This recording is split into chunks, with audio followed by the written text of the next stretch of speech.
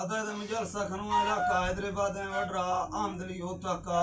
राणा दिएगा सन 2020 तो 6 साल है हफ्ते में महीना मर्शी 20 तारीख है नारी गुल्ला खड़ा जाएंगे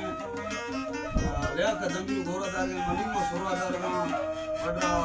आमदली फरमाश में फला मौजूद हैं सोरी फरमाश जमाला में फला मौजूद हैं अली ने फरमाश सामर मरिए फरमाश इस्लामाबाद आजा अमीरान मरिए फरमाश